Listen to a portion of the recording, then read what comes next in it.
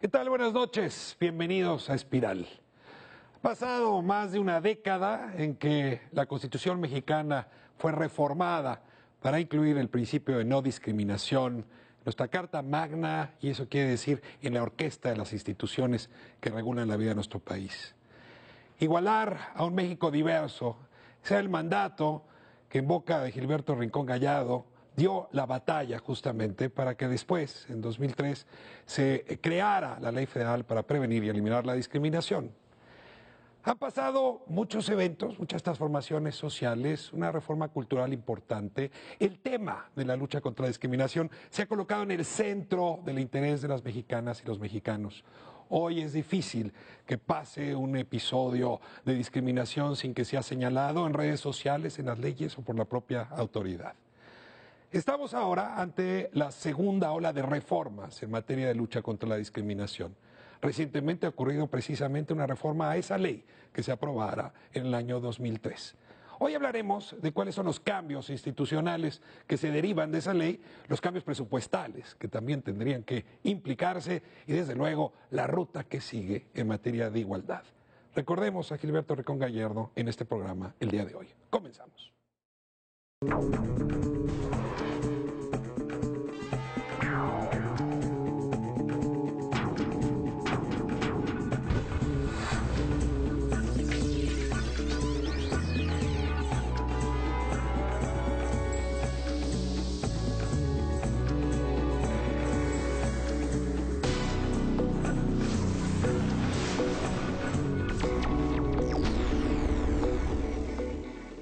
Cuando me ves, ¿a quién estás viendo?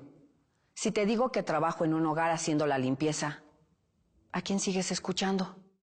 Si te hablo sobre la discriminación en México, por ejemplo, que 4 de cada 10 mexicanos no estarían dispuestos a que en su casa vivieran personas homosexuales, ¿me tomarías en serio?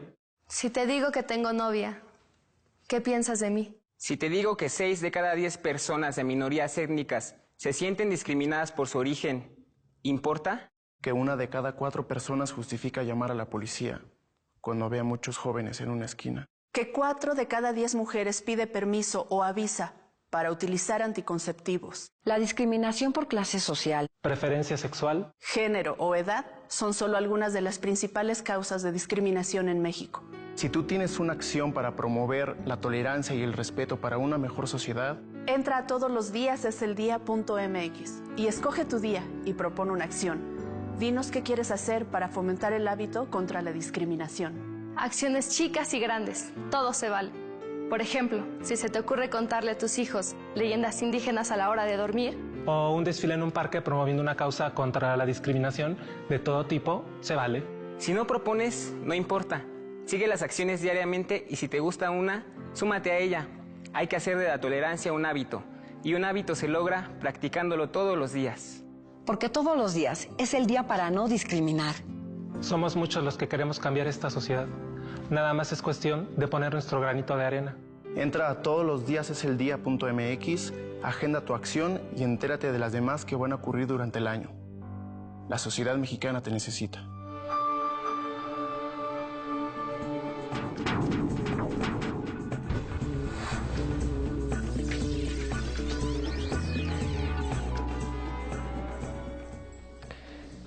Bueno, pues abrimos nuestra conversación con invitados, tengo que decir que honran enormemente con su presencia Espiral. Les doy la bienvenida y como es tradición en el programa les pido que ustedes se presenten. Senadora de la Peña, bienvenida aquí a su casa, Espiral. Muchas gracias. Bueno, primero me encanta recordar a Gilberto Rincón Gallardo por su pensamiento político, por su filosofía y por todo lo que hemos aprendido de él. Me encanta. Soy Angélica de la Peña, senadora de la República y presido la Comisión de Derechos Humanos. A usted le ha tocado buena parte de las discusiones justamente para la reforma de la ley, para el diagnóstico sobre la discriminación. Es un tema que le es cercano, senadora. Muy cercano, pero además es importante mencionar que hemos tenido que dirigir la discusión, porque teníamos varias iniciativas y teníamos que decidir impulsar la iniciativa que necesitábamos. Y en ese aspecto ha sido muy importante la relación que tenemos con Ricardo Bucio. Si no hubiera sido así, entonces no lograríamos estar cumpliendo con nuestra función de escuchar, en este caso, a la dependencia que está encargada de garantizar que en México se prevenga, pero además se erradique la discriminación. Me da mucho gusto tenerla aquí, senadora. Muchas gracias. Y por la precisamente aquí está invitación. con nosotros Ricardo Bucio, que le ha tocado comandar justamente los esfuerzos de esta segunda ola de reformas y que parece, Ricardo, las cosas están saliendo bien. Me da mucho gusto tenerte aquí de nuevo. Muchas gracias. Están saliendo bien, el reto se va ampliando, va creciendo. Me parece que además cada día rebasa más no solo los límites, sino sobre todo la competencia del propio Consejo Nacional para Prevenir la Discriminación, lo cual es realmente lo que se busca en la reforma constitucional en materia de derechos humanos, ¿no?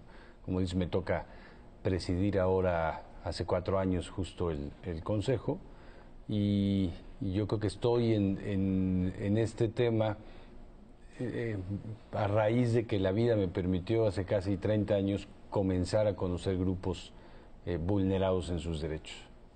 Jóvenes en situación de reclusión, comunidades indígenas, adultos mayores, personas con discapacidad, personas con VIH, trabajadoras del hogar, sindicalistas. En realidad nunca he podido dejar de tener relación con estos grupos, no la he dejado de tener, y creo que ese ha sido el mejor regalo para poder hacer hoy lo que hago, ¿no? Y para poder tratar de que esto tenga un contenido cercano a lo que necesita la sociedad. Valdrá la pena que nos hables un poco de cómo queda CONAPRED después de esta reforma, no solamente con respecto a las facultades. En México somos buenísimos para darle facultades a las instancias de gobierno, ya nada más como están los municipios cargados de facultades, pero luego no les damos las herramientas, los dientes, se dice, para cumplir. Entonces, se va a ser importante que este programa le dediquemos una buena parte de la discusión para hablar de ese coche que te toca conducir. Y le doy la bienvenida a mi buen amigo Jesús Rodríguez Cepeda. Estoy feliz de tenerte aquí, Jesús. Muchas gracias, Ricardo.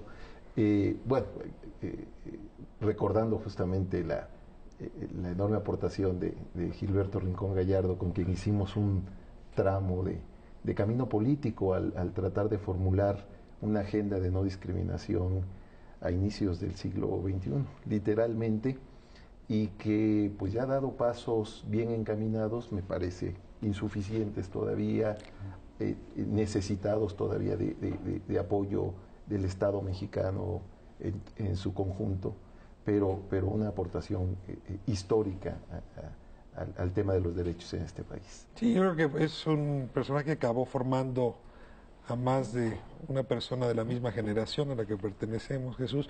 Sí. Y a ti te tocó, en suerte estos años, ser, lo tengo que decir sin ambajes, el gran teórico de la discriminación en México.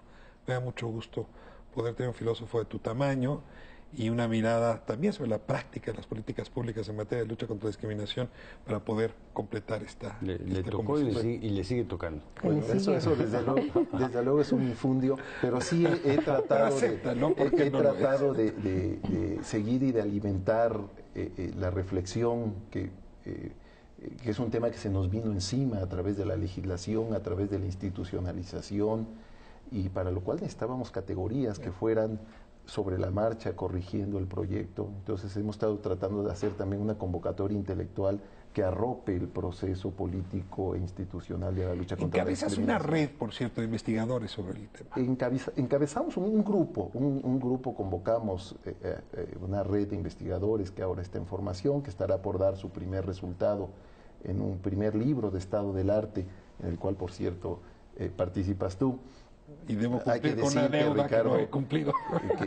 Que Ricardo Rafael fue quien planteó, recuerdo muy bien, en el año 2000, la necesidad de lo que llamábamos entonces una ley de derechos de minorías, que luego se fue perfilando como una ley antidiscriminatoria. Y lo que ha pasado en estos años es que hemos tratado de seguir en el nivel de la reflexión intelectual, pues el proceso político de la no discriminación. Entonces hay un grupo muy amplio de intelectuales comprometido con esto. Vamos a ver qué ha pasado en estos 10 años. Déjenme empezar con una broma, pero no era tan broma cuando ocurrió.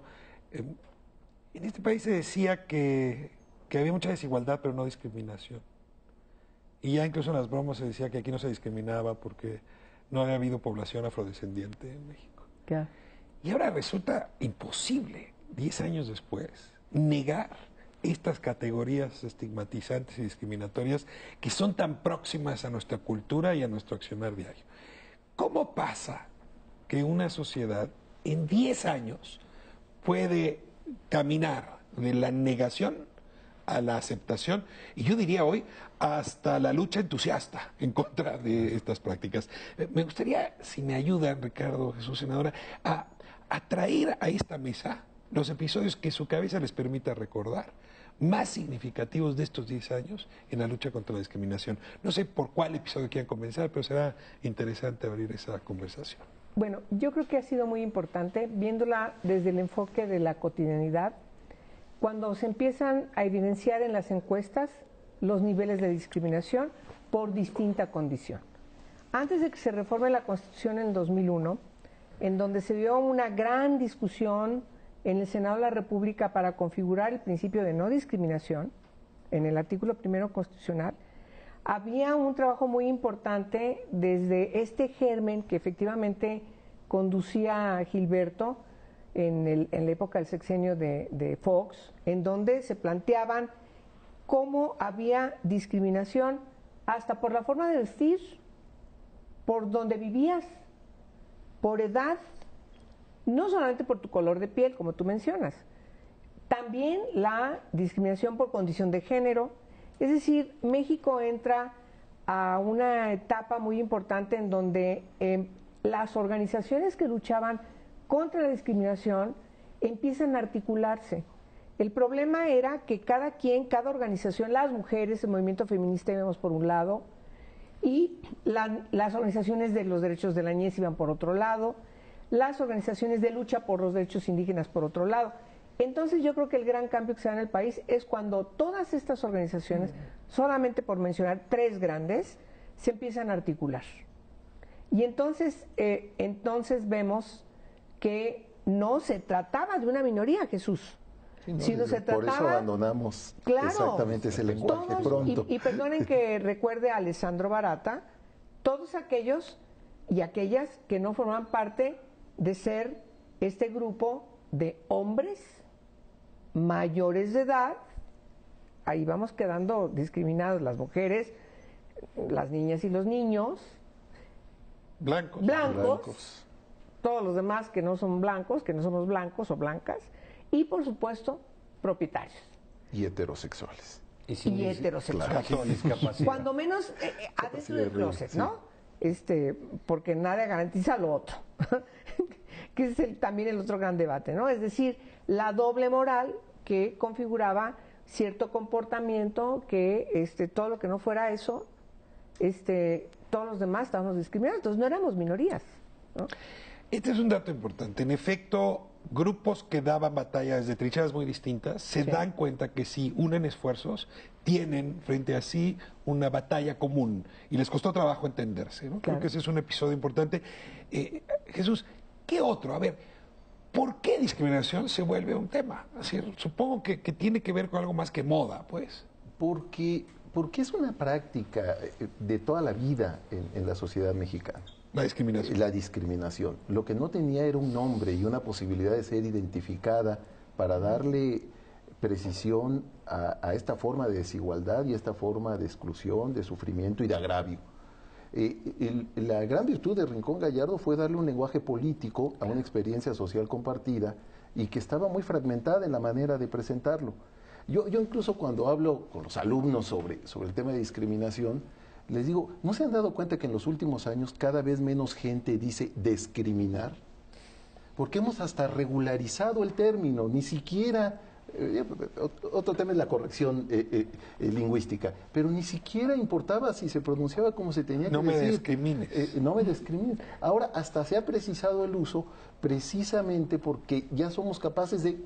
no se necesita hacer una evaluación tipo CONAPRED precisa, jurídica, etcétera, pero tenemos ya la posibilidad de que nuestras percepciones de la desigualdad de trato las podamos representar o identificar con la idea de discriminación. Es una coincidencia azarosa que la pluralidad política y el surgimiento de la lucha contra la discriminación hayan aparecido al mismo tiempo. ¿Podría no haber sucedido así Yo creo que por lo menos en una vertiente sí. Sí hay pero hay una relación, no es una relación azarosa. En una vertiente muy específica, el discurso oficial del Estado mexicano frente a las agencias de Naciones Unidas, por ejemplo, era de que en México no existía discriminación, por dos razones centrales. Primero, porque se asociaba discriminación solo con discriminación racial, de tal manera que se hacía invisible todas las otras formas y prácticas de discriminación. Y se desconocía la discriminación hacia los indígenas. Y luego se asumía que el gran triunfo cultural o etnocultural del Estado mexicano es el milagro del mestizaje. Este es un país mestizo que además honra sus raíces indígenas y por lo tanto, si juntamos los dos elementos, solo es discriminación, la discriminación racial, pero de esa no hay en México. La conclusión, y eso lo exhibía México en los foros internacionales, es que tenemos otros problemas, pero discriminación no. ¿Qué cambia en el seno del Estado mexicano, Ricardo Bucio, para que tengamos que aceptar nuestra realidad, es decir, que somos profundamente discriminatorios? Me parece que México vivió en las últimas décadas del siglo pasado, los 80s y los 90s, un proceso de reconocimiento parecido al que vivieron otros países y al que vio el sistema internacional de derechos humanos. Es decir, reconocer que con la conformación del Estado, de los estados democráticos y el reconocimiento de los derechos generales que se hizo en México en el siglo pasado, el derecho a la salud, a la educación, al trabajo, hubo al final del siglo pasado una serie de grupos de población que quedaron fuera del ejercicio de esos derechos o quedaron desaventajados totalmente, ¿no? Ese es el principio por el cual se hace la Convención para la eliminación de todas las formas de discriminación a las mujeres, la Convención de los Derechos del Niño, incluso la Convención para la eliminación de todas las formas de discriminación racial, ahora la de discapacidad, pero al mismo tiempo en México se va haciendo un proceso de reconocimiento de estas desigualdades desde una perspectiva aún no de derechos y se empiezan a hacer las leyes específicas para grupos de población específicas y las instituciones, cientos de instituciones en el país dedicadas a derechos de las mujeres, a pueblos indígenas, a personas con discapacidad, ahora a personas migrantes, etcétera, etcétera. Creo que se busca resarcir esta desigualdad que no logró en la conformación del Estado-Nación, porque cuando se vislumbró el reconocimiento de la generalidad no se tomó en cuenta la especificidad. La frase de Vasconcelos es clave en eso, ¿no? Sí. Había una sola raza, se expresaba por un solo espíritu. ¿No? Ahora, el tema es que ese reconocimiento de que existen los grupos en particular y que tienen necesidades particulares, tenía todavía esta perspectiva, no fraseada así, pero de minorías, ¿sí? De darle acceso a derechos, a servicios a las minorías. Ahora, lo que ha pasado en la última década es, no son las minorías y son sus derechos específicos, sino es la igualdad de derechos. Y ahora, desde la reforma del 2011, es la perspectiva de derechos humanos para todos. Ese sí es otro segundo cambio ya radical. Ahora, México ha tenido conciencia desde su fundación a propósito de la desigualdad, ¿no? Esta es la nación más desigual del mundo, decía Humboldt, ¿no? Molina Enríquez, ¿no? Clarísimo en su discusión sobre la desigualdad. Sí, este país tiene conciencia de desigualdad, pero no tiene conciencia de la discriminación. Me voy a corte y ayúdenme a entender cómo se puede tener conciencia de la desigualdad, pero no conciencia de la discriminación, y en qué ha cambiado también esa dinámica entre desigualdad y discriminación. Voy a corte. Igualdad.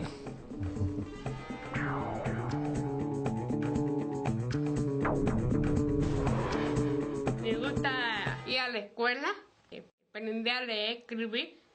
Porque nunca nos enseñan, como que no vale la pena. Y quiero tener amigos y amigas. Se habla de mí y no me gusta esa idea. Ya quiero estar más feliz para siempre.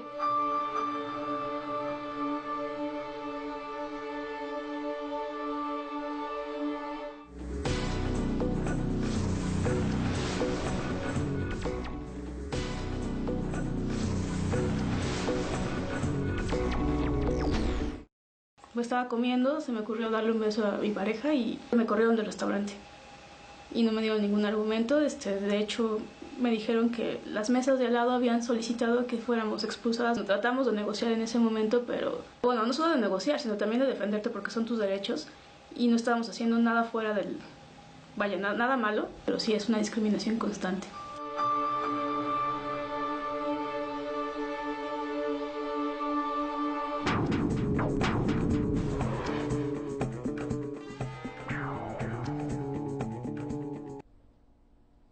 Seguimos hablando de la lucha contra la discriminación y antes de irnos a corte les ponía este tema en discusión. Tenemos conciencia de la desigualdad, pero no teníamos conciencia de la discriminación. ¿Cómo, digamos, ahora hacer posible que la lucha contra la desigualdad incorpore ambos conceptos? Y Ricardo lo dijo de broma, no sé si alcanzó a escuchar, se decía, de lo que no tenemos conciencia es de la igualdad, que quizá ahí no está el centro. Sí. A ver, ayúdenme con este tema, desigualdad de un lado, que se entiende sobre todo como desigualdad económica y discriminación. Bueno, yo creo que es muy relevante también entender los procesos de constitución de diversas organizaciones no gubernamentales, que junto con las directrices formales doctas que finalmente contribuyen a la constitución de tratados internacionales como los que mencionábamos hace ratito, también se empiezan a constituir a finales del siglo pasado diversas conferencias, todas marcadas por algo común, tanto la de Viena sobre derechos humanos, la del Cairo sobre población y desarrollo, o la de la mujer de Beijing en 95, 93, 94, 95, que todas están articuladas por un enfoque muy importante que es necesario recordar. La discriminación provoca desigualdad social y la desigualdad social provoca a su vez violaciones de los derechos humanos. Entonces se empieza a ubicar con precisión desde la discusión de los entes gubernamentales en estas conferencias, aunque sus resolutivos no sean vinculantes, como el caso de los tratados internacionales, pero tienes a las discusiones a todas las partes de una sociedad, es decir, gobiernos, sociedad civil organizada, todos los caucos de todas partes del mundo, y toda esta diversidad en donde se encuentran académicos, doctos, juristas, luchadores de los derechos humanos, etcétera, marcan un proceso importantísimo a finales del siglo pasado. Y se construye una línea causal que no había sido vista antes. Exacto. Y que ahí sí, perdón, se denomina expresamente discriminación. Exacto. En los tratados internacionales, exacto. En México todavía no habíamos llegado a eso, pero en los tratados ya hace 30 años la Convención para la Eliminación de todas las formas de discriminación contra la mujer ya se denomina así y dice expresamente lo que hasta el 2011 dice con todas sus letras la Constitución mexicana. Sí, forma parte de su preámbulo. Claro. Sí, bueno, claro, el lenguaje de los derechos humanos de 1948, desde que se proclama la Declaración Universal de los Derechos Humanos, ya incluye la definición de discriminación como violación de derechos que están en la propia declaración. Sí. Cuando se violan derechos humanos estamos ante un hecho discriminatorio. Y ese es un marcador importante que hay que tener presente. Y yo creo que eso se asentó poco a poco por el enorme peso que tiene la idea de desigualdad socioeconómica.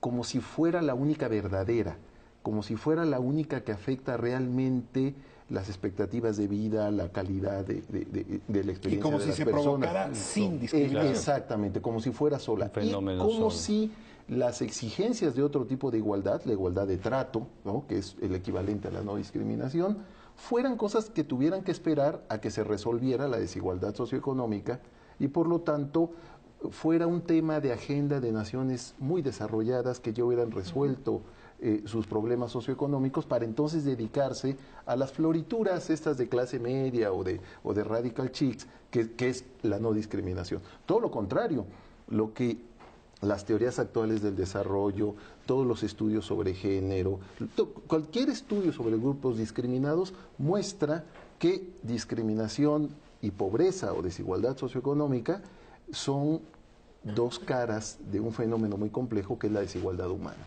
Se has llamado hermanas siamesas. Son hermanas siamesas, en efecto, que constituyen el muy complejo tejido de la desigualdad. Y las políticas actuales del desarrollo muestran que no se puede combatir una sin combatir la otra.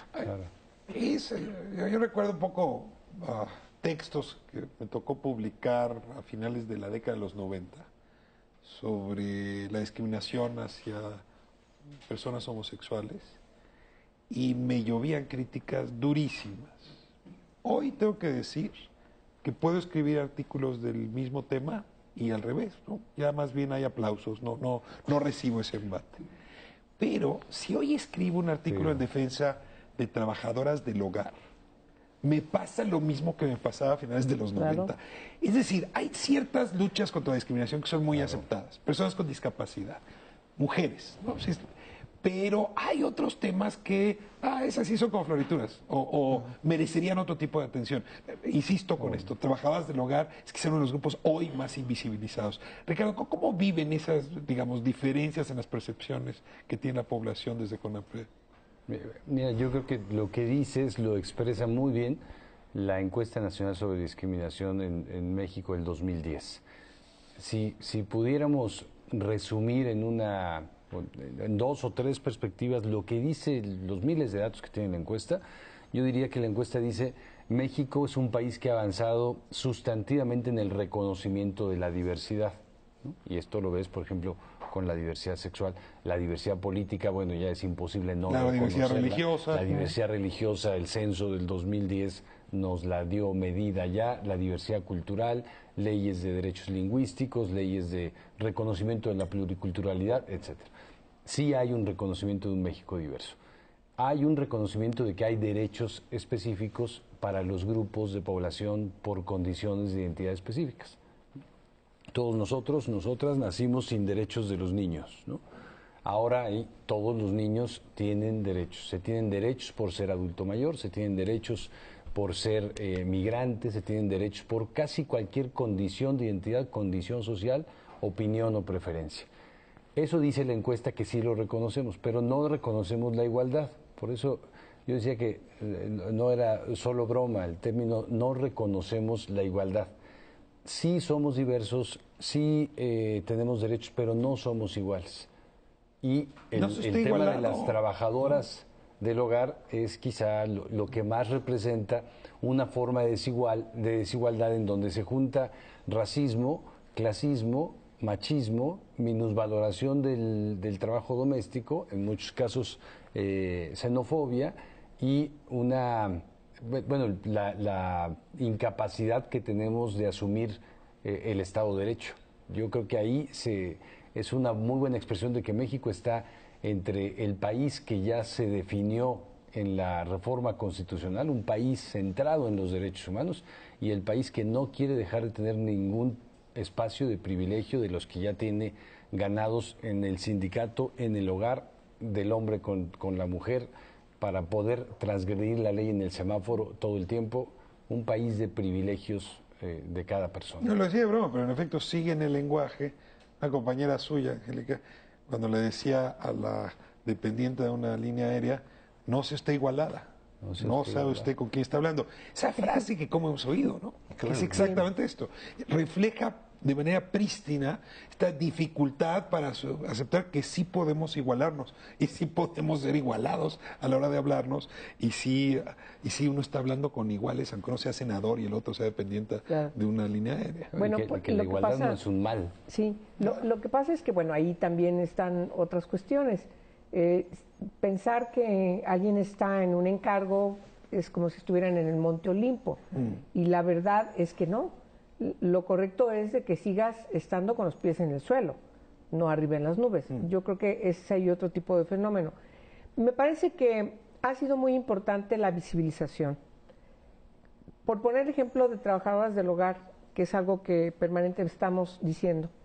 Y haciendo poco, ¿no? Decimos mucho, decimos poco. Hay algunas personas como nosotros que estamos haciendo mucho, a veces un poco solos o solas, pero puedo encontrar empatía en alguna colega que me dice: sí, es verdad, pero cuando se refiere, sigue siendo la muchacha, cosas que son comunes, ¿no? Entonces dices, entonces no has entendido que es casi nada. de la familia, por eso la maltratamos. No es de casa de la familia, porque no come lo que cocina, no se sienta a la mesa. Si son rebusivas, eso es lo que escucha uno cada rato. Bueno, ya, claro que sí. Recordemos hace poco en un programa radiofónico que un señor de una televisión se puso a decir que todas eran unas rateras, ¿no? Pero ya hubo una reacción. Inmediatamente que lo dijo hubo una reacción. Eso se llama discriminación. Tiene que pedir disculpas y todo el mundo lo señaló. ¿Por qué? Porque se está visibilizando el asunto. Mencionabas el caso de las personas con diversa orientación sexual. Igual, las personas empezaron a salir y decir, aquí estamos. Tomaron las calles. En la forma como lo tomaron, eso es lo de menos. Y cada año dijeron, lo vamos a tomar. Y vamos a decir, aquí estamos. Pero ya no en el Distrito Federal o en las grandes ciudades del mundo. Ya se van a Aguascalientes, se van a Guadalajara, se van a Monterrey, se van a Irapuato. Es decir, empiezan a luchar por sus derechos. Yo creo que la militancia es muy importante para visibilizar esas desigualdades y pugnar porque se resuelvan de manera afirmativa. Es evidente que hay una reforma cultural, ¿no? Sí. Que creo que esta conversación con usted la deja. Perdón, no solo, es también una reforma en las relaciones de poder. Así ayer, okay. La discriminación implica una relación de poder, de dominio, y las resistencias, por ejemplo, de trabajadoras del hogar, pues tienen que ver con que perdemos privilegios. Lo que se defiende cuando defendemos los esquemas de discriminación pues es un mecanismo de poder que nos beneficia. La discriminación no es solo mal gusto, o no es solo usar el lenguaje equivocado. Es interés económico. Que lo es también, pues sí. Pero es también una serie de privilegios para los varones, para los heterosexuales, para las mayorías religiosas, para las personas con capacidades regulares frente a las personas con discapacidad. Es decir, es una relación donde el que es discriminado se pierde de cosas que gana el discriminador. Entre Por eso es un otras cosas, tejido su tan sueldo. difícil de deshacer. Entre otras cosas, su sueldo. Las trabajadoras domésticas, en cuanto se empoderen, se organicen, van a luchar por lo más elemental, no ser explotadas laboralmente. Comenzando por esos bienes Empezando por tangibles y agregando los bienes simbólicos del reconocimiento público de la importancia de cada grupo y de cada persona. Por eso es tan difícil luchar contra la discriminación, porque incluso los avances que se pueden dar en un momento se pueden revertir con facilidad por los privilegios que tocan. Ahora, esta transformación de las relaciones de poder frente a bienes tangibles e intangibles se ha visto acompañada por una serie de reformas legales, institucionales. Cuando vamos al cierre de este bloque, pero me gustaría mucho que antes de hacerlo nos dijeras qué de aquella ley de 2003, aquella ley federal para prevenir y eliminar la discriminación, fue lo que quedó pendiente. Es decir, ayúdame a saber, supongo que tendrás medido qué le faltaba a aquella ley para que ahora CONAPRED, entre otros actores, senadora, hayan empujado por la reforma. No tenía dientes CONAPRED, no tenía dientes la ley, no sabíamos bien del tema, no teníamos rumbo. ¿Qué originó esta nueva reforma? Mira, había un gran pendiente que sigue habiéndolo incluso con la reforma, y es el que podamos tener una ley de igualdad y no discriminación, pero una ley general. Porque hoy día la ley antidiscriminatoria, desde mi perspectiva, es profundamente discriminatoria. Te desiguala dependiendo del territorio en el que estás, en el país, y de la relación con qué autoridad tienes. Porque solo aplica para las autoridades federales. Solo aplica para... Y las leyes estatales solo aplican, en algunos casos, cuando tienen mecanismos efectivos, con la autoridad estatal o algunos municipios. Pero en la mayoría de los municipios del país yo te podría decir que no. Pero a la ley federal como está, sí le faltaban algunas cuestiones. Le faltaba una perspectiva de completar el derecho. Tú lo dijiste de otra manera hace rato. Dijiste las leyes le dan muchas atribuciones a las instituciones y después le dan pocas capacidades de actuación. Desde mi perspectiva es una mala legislación del derecho, porque el derecho humano tiene que reconocerse, tiene que garantizarse, tiene que protegerse, promoverse, respetarse y exigirse, poderse justiciabilizar, ¿no? Esas son las obligaciones del Estado en materia de derechos humanos. Y todo eso lo define en principio la legislación. Si la legislación no da la posibilidad de que todo eso pase, la legislación se queda básicamente en reconocer derechos que después no pueden tener ningún mecanismo de aplicación. Y ahí tenemos muchos ejemplos. Eso pasó con esta ley. Dicho coloquialmente, le faltaban dientes. Le faltaban mecanismos para garantizar. Y los dientes siempre están entendidos como mecanismos para exigir y para poder sancionar. Y para Sobre poder todo, sancionar. me parece que cuando La hablas, penalización. hablas de una ley de prevención, lo que tienes que centrar son los mecanismos de garantía, de cumplimiento de ese derecho. Por esa ley, por ejemplo, le daba a CONAPRED facultades para que si un funcionario público federal discriminaba, entonces CONAPRED podía entrar, amonestarlo, regañarlo, sancionarlo. Pero si un particular hacía lo mismo, entonces nada ocurre. Hubo una reforma reciente, decía yo, que entre otras cosas modifica esto. Hace posible que CONAPRED se vuelva autoridad, no solo frente a las autoridades, sino también frente a particulares. Déjenme irme a corte y regresamos a hablar de esta modificación, que creo que es una de las más interesantes que se produjo en el Congreso. Quédense con nosotros, seguimos en Espiral.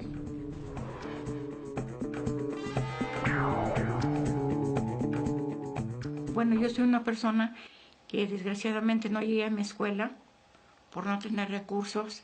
Los señores pues tienen su profesión, su carrera, y desgraciadamente yo no llegué a eso, y yo me siento una persona más chiquita que ellos. No me gusta que me humillen, porque todavía lo puedo ganarme mi tortilla, y valgo lo que valgo.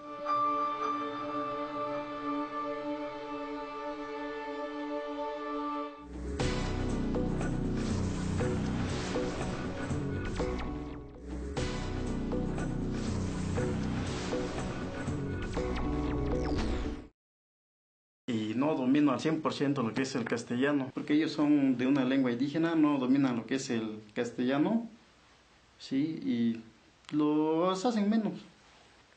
Merecemos respeto todos, sí, somos personas y somos humanos. Y yo puede ser que es a través de la educación se puede transformar.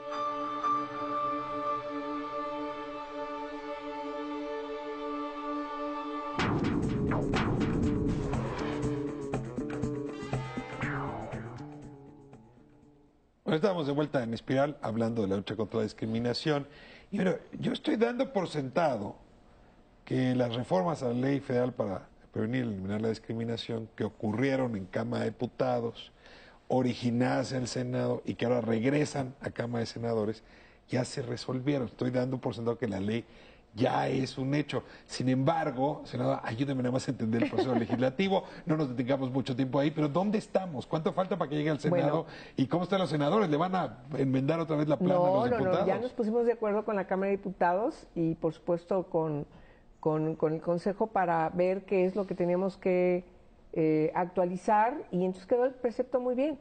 En la semana que entra tenemos sesión en la Comisión de Derechos Humanos para simple y llanamente aprobar en sus términos el dictamen que viene en la Cámara de Diputados. Ya hay humo blanco. Y ya se va al Ejecutivo para que se publique en el Diario Oficial de la Federación. Son algunas reformas importantes las que están ahí. A ver, yo sí quisiera que me ayudaran a hablar de esta diferencia entre queja y reclamación. Insisto, de un lado, sí sea una autoridad en CONAPRED para enfrentar a un subsecretario de Gobernación que cometiera un acto de discriminatorio, pero pues más bien eran como amigos conciliadores de particulares que se discriminaban entre sí. ¿Cómo se modifica ahora este tema de la queja y la reclamación? Se homologa el procedimiento. Se vuelve lo mismo. Se vuelve lo mismo, y además corrige un error inicial, ese sí, un error de la ley, porque la ley actual, ya me dijiste que no la es ley actual, la ley vigente hasta antes de que la próxima semana. La próxima semana ya será otra cosa. Establece que las obligaciones son, los entes obligados son las autoridades y los particulares, es decir, nos obliga de la misma manera a todos. Pero a la hora de actuar en contra de actos de discriminación, la ley hace una diferencia dependiendo de quién cometía el acto de discriminación, no dependiendo de la discriminación ni de... a ver, que pongamos un ejemplo. Estos edificios que hay a la salida de Santa Fe, que han ganado fama porque a personas de cierta religión no las admiten, a trabajadoras del hogar que van vestidas de delantal no las dejan exhibirse, hay que esconderlas, en fin. A ver, Hoy no hay manera de combatir subir a los elevadores. Hoy lo que podemos hacer son mecanismos de conciliación. Los mecanismos de conciliación... Perdón que diga, utilice el término al estilo de mis hijos, buena onda. Mecanismos buena onda, sin dientes. Mecanismos sin dientes, pero mecanismos que a lo largo de 10 años lo que se han mostrado es efectividad. Sí, son efectivos. Porque tenemos más del 50% de los casos se resuelven a favor de los peticionarios cuando se trata de casos cometidos por particulares. O sea, igual que la Procuraduría del Consumidor, llamo a las partes, les pido que se pongan de acuerdo, que se pidan disculpas. ¿Cómo funciona eso? No, nosotros no somos mediador, ¿no? Nosotros somos un conciliador del lado de la víctima, ¿no? Eso le toca a un organismo defensor de derechos humanos, no es pónganse de acuerdo y lleguen a un arreglo entre ustedes. Nosotros somos un conciliador que está del lado de la víctima, defiende los intereses de la víctima. Evidentemente tenemos que comprobar que hay un acto discriminatorio y después de eso tratar de siempre buscar dos cosas. Es decir, el victimario te dice, no voy a reparar el daño, no me interesa negociar nada con esta persona. La ley vigente dice que si eres un particular, no podemos ir más allá. Ahí se acabó el asunto. Si una empresa corre a alguien por... Bueno, sucedió con Pepsi Cola, ¿no? Corrió a una persona por su identidad sexual y no hubo nada que hacer en CONAPRED, nada que hacer. Ahí no hay, ahora con no la hay reforma nada que que pasa. hacer. Bueno, hasta ahora no hay nada que hacer legalmente. Una cosa que sí decías al principio, la sanción social ahora está operando, ¿no? La sanción, y es una parte muy importante. La ley ahora nos da la posibilidad de actuar de la misma manera contra un particular que contra una autoridad federal. ¿Puedes obligar hoy a Pepsi Cola a tratar de una manera distinta a esta persona? Vamos a tratar, el mecanismo es primero va el proceso de conciliación. No se acepta el proceso de conciliación, entonces se determina un acto de discriminación, se puede emitir una resolución por disposición, así lo determina la ley, así se llama esta figura, que es una figura parecida a una recomendación de derechos humanos, pero que es vinculante, y si el responsable del acto de discriminación, la empresa, no la acata, entonces nosotros podemos enviar el caso a tribunales administrativos para sanciones, ¿no? Pero también antes de eso vamos a poder emitir, vamos a tener mecanismos de reparación del daño, mecanismos de compensación, que pueden ser incluso monetaria, económica, mecanismos de amonestaciones públicas, amonestaciones privadas y garantías de no repetición. Eso suena a dientes, ¿no? A ver, Jesús, ¿sí hace un gran cambio esto que está planteando? Yo creo que hace un cambio. Yo desde luego soy partidario de otras experiencias donde las sanciones son claras, directas y afectan el bolsillo del discriminador en muchos casos. El modelo de Suecia es súper efectivo por eso, ¿no? Porque en efecto es son medidas que disuaden rápidamente y que garantizan no repetición. Pero cuando dice Ricardo, reparación del daño, reparación económica del daño, se acerca a Suecia. A ver, el asunto es que en la medida en que el Consejo, con las atribuciones con las que quedará próximamente, incluso respecto de particulares, que era la parte más débil, yo creo que ambas partes son débiles en la ley actual. Incluso respecto de funcionarios públicos, de servidores públicos federales, sigue siendo débil lo que se hace como castigo. Ahora se refuerzan las sanciones en efecto, pero de todas maneras creo que el horizonte todavía se puede ampliar. Habría que fortalecer el terreno de las sanciones. Yo tengo la impresión de que a veces cuando se legisla en este país no se percibe, respecto a discriminación, pero también puede ser en otros ámbitos, no se percibe que probablemente la mayor parte de las prácticas discriminatorias se ejercen en el mundo privado. Y el Estado debería tener la posibilidad de restaurar derechos en ese ambiente. Pero a ver, con la idea de que es un mundo que debe estar tratado de una manera excepcional, porque no es excepcional lo que sucede, sino es más bien las prácticas regulares. Ahora, si bien tomamos conciencia de la discriminación, todavía no hay acuerdo con respecto a esto. La sentencia de la Suprema Corte, que puede tener algunas deficiencias, pero que justamente enfrentó la pugna entre dos periodistas, que uno al otro se había llamado puñal, maricón, enojó mucho a ciertos intelectuales de este país, diciendo que resulta que el Estado me va a poner un tapabocas y no voy a poder en toda libertad llamar a alguien puñal y maricón. Yo preguntaría ahí dónde estamos, porque sí estamos de acuerdo que discriminamos, no estamos de acuerdo en cómo resolver, restaurar, igualar frente a ese acto discriminatorio. ¿Cuál es la discusión en ese sentido del Senado? Bueno, lo que pasa es que en el fondo de todo esto está una cultura, quiere decir una forma de ser, una forma de pensar, que derivan también de estructuras sociales, que tenemos que ir cambiando. Este tipo de reacciones y derivan de que les estás moviendo una forma de ser. Cuando tú determinas en la ley que no solamente proteges a los niños, a las niñas menores de 12 años, sino a las niñas menores de 18 años de edad, estás cambiando una cultura. Es decir, que no puedes, ustedes como señores, seducir a una chavita de 17 años porque dicen huele a MP. Ya la ley la protege. ¿Qué te provoca? Cambiar. No había oído esa frase, está buena. Claro, es lo esa que niña huele a MP. Sí, huele a MP, es decir, huele al Ministerio Público, claro. Entonces, antes decían otra cosa, ya alcanza el timbre, o ya pesa 30 kilos, o no sé qué. Todo ese tipo de comentarios peyorativos, discriminatorios, profundamente discriminatorios, han ido cambiando porque ha cambiado también la sociedad. O le pones detentes. ¿Quiénes tienen más condiciones de cambiar? Bueno, se dice que entre más joven es una persona, más es fácil cambiar. Y una persona que es más difícil cambiar, le pones un detente, le pones una norma, le aplicas una norma. Y la norma tiene que ser efectiva para que efectivamente la gente cambie. No va a dejar una persona de tirar la basura en la calle hasta que no le aplicas una norma de una multa punitiva de... Multas económicas, no económicas, tanto privación de la libertad como está en el caso de la Ciudad de México.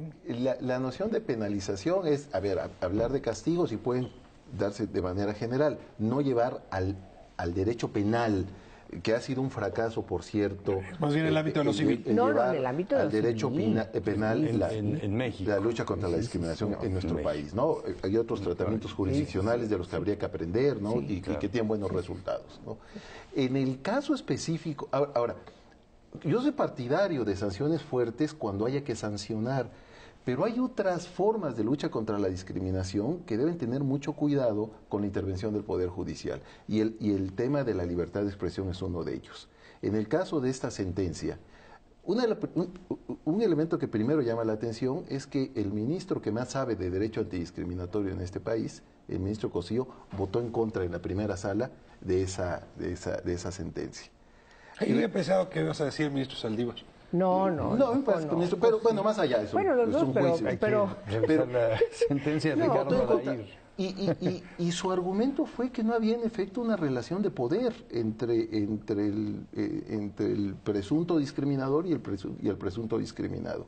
Y por lo tanto era difícil que aquel que era acusado pudiera haber violado los derechos del otro, lo cual tipifica el acto discriminatorio. Sí. A mí me parece que eso es importante porque al mismo tiempo tenemos que luchar contra estas expresiones y esa es la parte cultural de la lucha contra la discriminación, que se presenta en efecto como sanción pública, como capacidad de enfrentar a las expresiones discriminatorias con recursos del mismo orden público, sin necesidad de que el Estado se convierta en una especie de censor, que es uno de los riesgos de las legislaciones antidiscriminatorias autoritarias, que las hay. Estamos claros.